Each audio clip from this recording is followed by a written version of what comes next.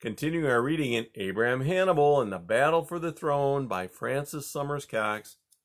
Today is chapter 23, The Great Battle. In fact, Peter, cautious as ever, waited for the Swedes to make the first move, and the whole of the next day was taken up with waiting and building wood barriers in the plain between Poltava and the Russian fort, each barrier lined with plenty of cannons to hold up the Swedish advance. Then that night, or rather very early the following morning, in the first light of dawn, as the foot soldiers inside the fort were just finishing dressing and arming, Abraham heard it start, down toward Poltava, the roar of the Russian cannons at the barriers they'd built, the crash of musket fire, the confused din of clashing swords, yells, drums, and bugle blasts. Abraham grabbed some bread and scrambled up onto the wall of the fort to see what was going on. It was hard to make sense of. About a half a mile away to the southwest, across the track to Poltava, he could see just a blur of dust and smoke billowing up against the faint dawn light. As daylight grew, Abraham could begin to make out in the distance the faint blue and yellow smudge of the Swedish army clashing and merging with the Russian red and green. Peter climbed up onto the wall to watch too, but still did not call out the troops inside the fort. Soldiers climbed up to man all the cannon on the fort walls, but the rest waited by their tents. The roar and smoke of battle still came from the Russian barriers as the Swedes tried to get across and between them against the terrible force of the Russian cannons. The watchers on the walls of the fort could just make out the waves of Swedish infantry and cavalry breaking on the barriers, men and horses dropping in their hundreds and then in their thousands. Then at last the watchers saw dribs and drabs of the Swedish army slowly beginning to break through and pass the Russian barriers and reposition themselves on the plain in front of the fort. Others escaped sideways into the woods. 2 more hours went by. The morning sun grew high and scorching hot, and at last came the words that Abraham had been waiting for. "All troops inside the fort, to prepare for battle. We are to advance out into the open ground." Swiftly and smoothly, the Russian infantry began to pour out from the fort entrances, across the rough bridges over the deep ditch they had dug in the days before, and spread themselves out in front of the fort in a long, thick curve, their cavalry arranged at the either end. Over the Russian soldiers' heads, up on the fort walls, were dozens of Russian cannons, pointing out toward the enemy, with dozens more cannons down on the plain, placed right at the front of the Russian lines. Facing them were the pitifully small forces of the Swedes, with no cannons at all. Peter rode up and down the lines on his favorite Arab stallion. He pulled his sword from its sheath, held it high, and cried, "The glory of Russia! The glory of Russia! The glory of Russia!" And once again the cry swelled through the Russian ranks, "The glory of Russia! The glory of Russia! The glory of Russia!" And Abraham joined his voice to the roar of all those tens of thousands of Russian voices. "This is what I've been waiting for. It's happening to me at last. This is what a father expected of me." As the cry faded, another sound began to be heard, the thin rat-a-tat-tat of drums, as what was left of the Swedish infantry began to march across the plain, their blue and yellow banners bravely flying, began to march toward the huge, whole Russian army, a force 5 times as big. Abraham stared in wonderment. Cannonballs whistled from the cannons on the top of the Russian fort, and the cannons at the front of the Russian lines, chopping bloody holes in the Swedish ranks. And still the soldiers came, never firing a shot, their lines never wavering. Closer and closer came the Swedes across the rough open plain, until Abraham was told to rat-a-tat-tat, the command to kneel and fire muskets. The Russians' bullets plowed into those thin bodies, splattering their faded blue and yellow uniforms with red, and still the Swedish lines never faltered. "Now I see why Tsar Peter's always been so nervous of the Swedish army. It's not just Charles who doesn't know fear. These must be the best soldiers in the world. They haven't got a chance, not a chance, but you'd never know it to look at them." And for a second, a cold shiver of pity took hold of him. Pity at the hopeless bravery of Charles's men. Pity at the pain and waste of it.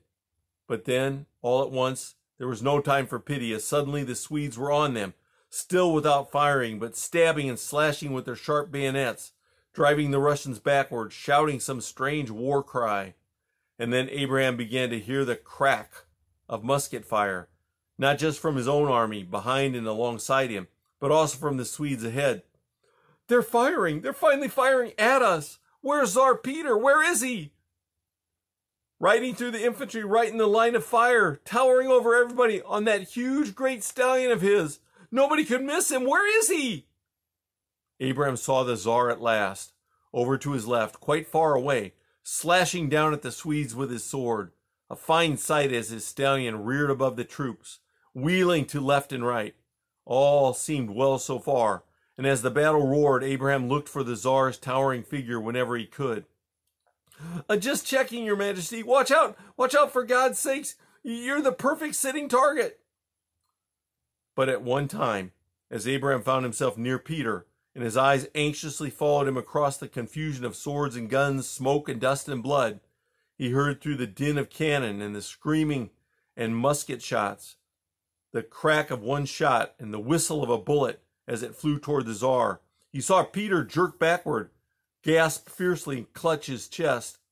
Abraham's heart went cold as he scrambled near to his Tsar. "Are you hurt, sir? Are you hurt?"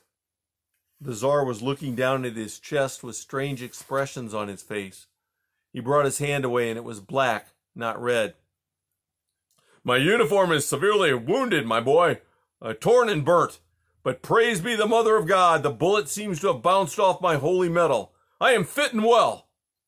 Abraham gasped.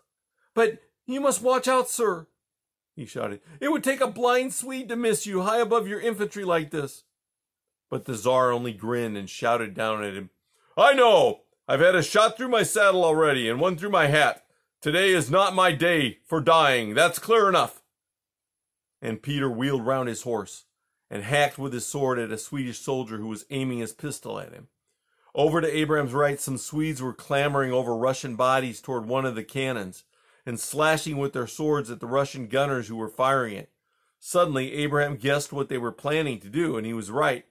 The Swedes heaved the cannon round so that it was facing away from their forces and back toward the Russians in their camp.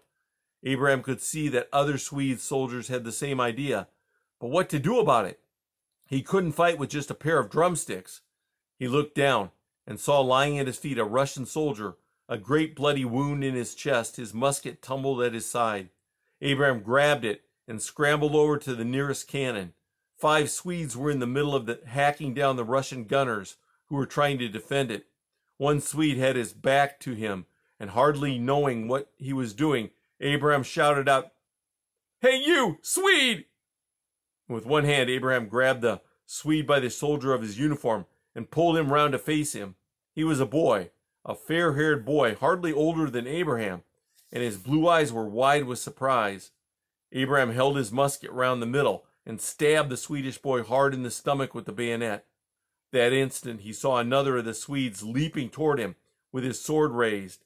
He tugged the bayonet out again and swept the musket around as if to fetch it. The Swede a great crack across the chin that knocked him out cold.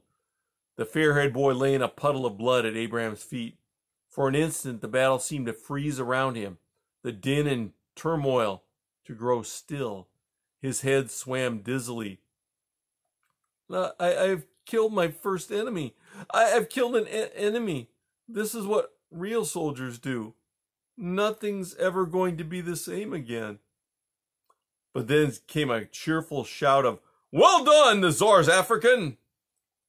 from an old Russian gunner as he shot another Swede in the shoulder with his musket, leaving him to crumple groaning on the ground, and Abraham quickly pulled himself together. There seemed to be only 3 Russians left to fire the cannon. "Do you need me to help you man this gun?" he asked. "And welcome," shouted the old gunner. So Abraham stood in the thick of the fighting, as the Swedish infantry surged forward and the first Russian line fell back under the shock of their attack.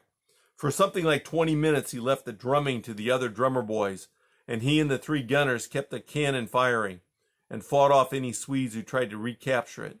But then, little by little, they began to notice a change in the pace of the battle.